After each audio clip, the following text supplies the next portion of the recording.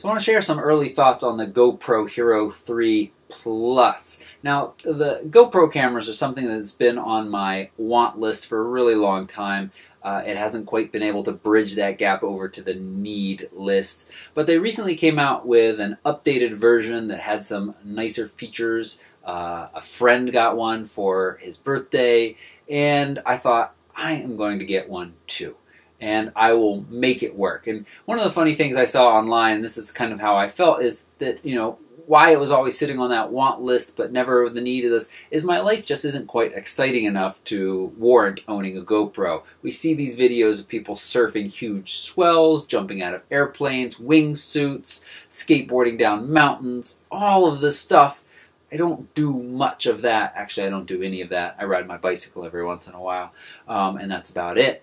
But as I said, I went ahead and bought it anyway, and what I've quickly discovered is that it's a really neat little camera that serves a variety of purposes. It doesn't just have to be something that you strap onto your helmet and jump out of a plane or off a bridge with. So let's talk just a little bit about the GoPro Hero 3 Plus. This is their slightly newer, redesigned GoPro. It's supposed to get a little bit better battery life.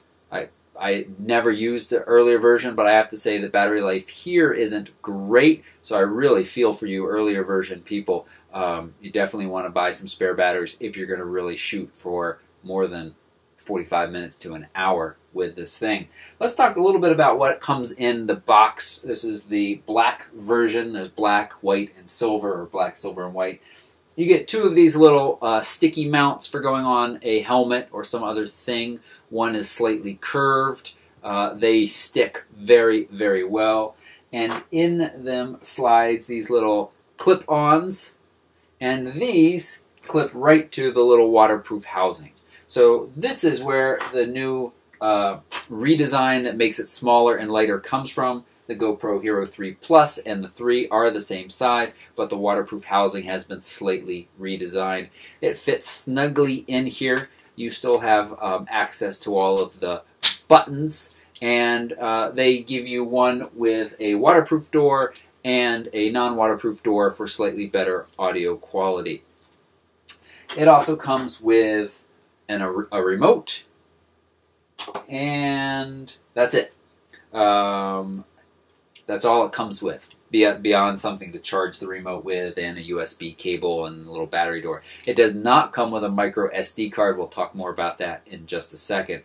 Now, really, I've been really impressed with the video and the still images that come out of this thing. First off, crazy wide view. I mean, I think you get that sense when you watch some of the videos. I went cycling with it the other night, strapped to the helmet, and the view from up there is just amazing. I wish I'd pointed it up a little bit more, but it's still quite good. And still images, very, very good for such a tiny little lens and a tiny little camera in general. So just really been impressed with that. And now I mentioned that, not needing to lead an incredibly exciting life to own one. It works decently as a small point-and-shoot camera. Now, there is no LCD on the back, so you can't see what you're composing. I'll tell you how to do that in a second.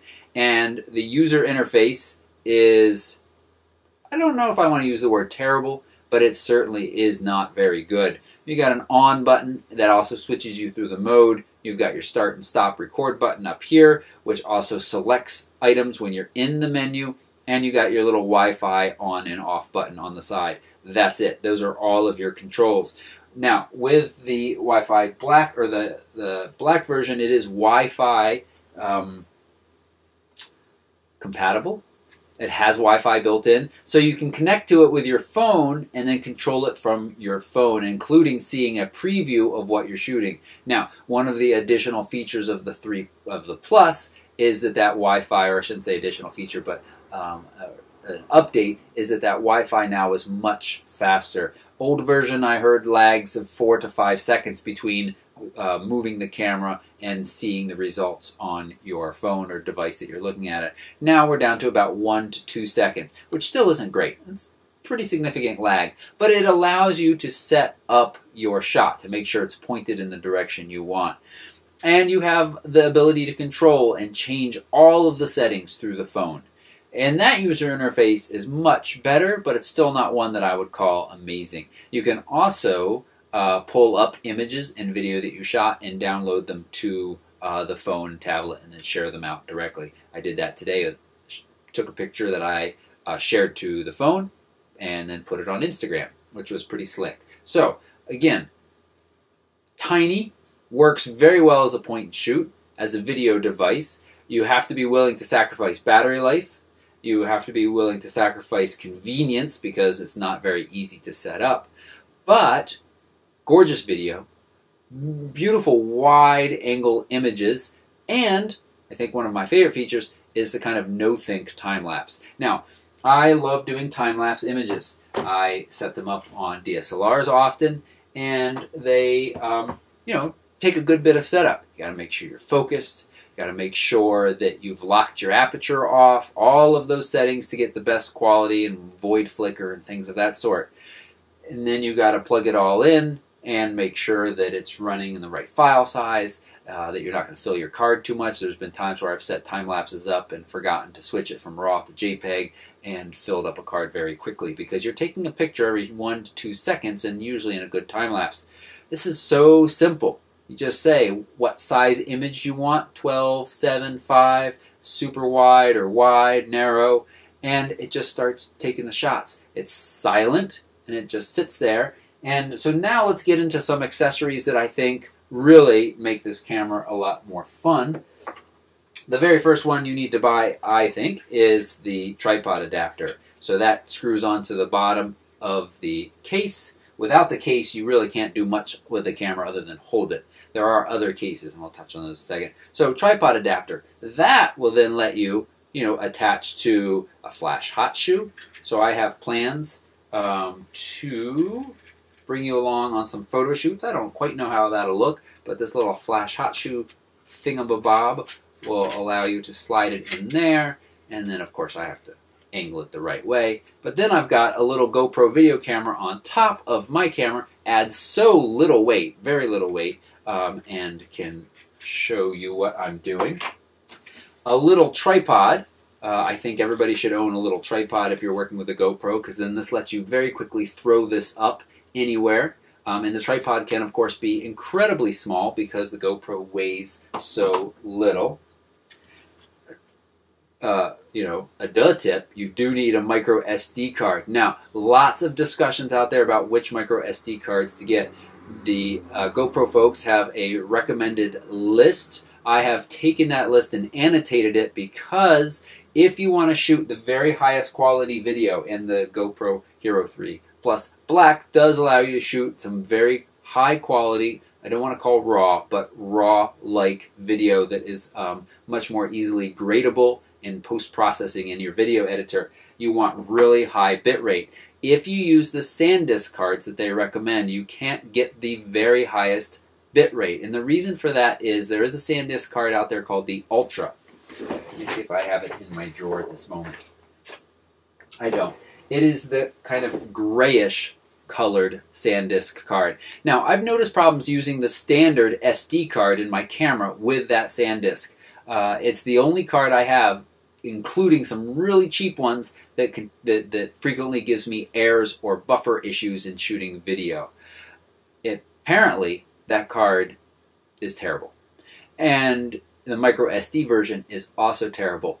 And even though GoPro doesn't recommend that SanDisk card, they're so worried about people using it and having issues that the GoPro knows when you slide a SanDisk in to lower the absolute bit rate or the maximum bit rate available for the video to avoid issues with that card. Even if you're not using a SanDisk Ultra, you're using one of the other SanDisks. So that's what I have in there right now, a SanDisk Extreme 32 gigabyte, but I have on order a Lexar. And so that is the card, after doing some research, that seems to be the best one to buy for the GoPro if you want the highest quality bitrate. In the lower models, it's not as big a deal because it doesn't shoot at those higher bit rates anyway, and you can save yourself a few bucks and just get one of the decent SanDisk. But in general, I'm coming up with a new line. Friends don't let friends buy SanDisk Ultra. Micro SD, standard SD, doesn't matter. Don't buy that card.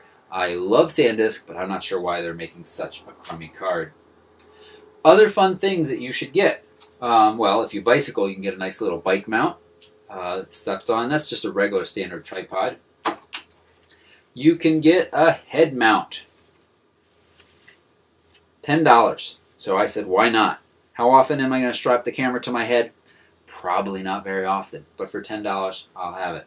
Now, this is a Manfrotto Justin clamp, and it's got a spot for the little hot shoe to slide in. So this is really nice if you don't want to bring a tripod along. This thing is a strong rubber-footed clamp that can clamp to just about anything, so that very quickly gives you a way to set up the GoPro in a variety of spots, and then you've got a little gimbaled head up there that you can move around and angle however you want. So that was some settings. I didn't really mention the remote other than says that it comes along with it. Problem is the remote has the same 2 buttons that the camera does, so you're still working with that terrible interface, and it's usable, but it is not anywhere near fun. So I mentioned battery life being terrible, and I thought mine was actually broken when I first got it because a couple of times I would get it out of my bag ready to shoot and it was dead. And I knew that it was fully charged when I put it in the bag and I turned it off.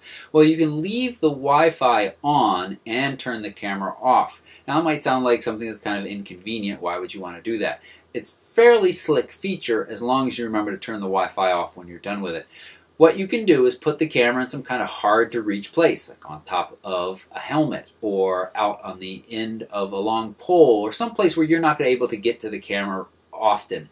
And you can turn it on and off through that Wi-Fi and start and stop recording through that Wi-Fi.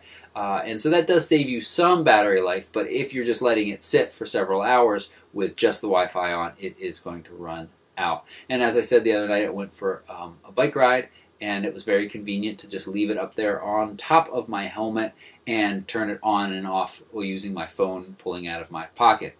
I also shot a time-lapse today of a big group photo up on the college where I work, and so I'll run that right now while I'm talking, and that was a great example of it shot every half a second, and it's just so easy. Pointed it, looked at my phone to make sure that it was kind of set the way I wanted it to make sure the preview, and then hit the record button and just forgot about it as it just silently ran over there and then pulled all of those images in.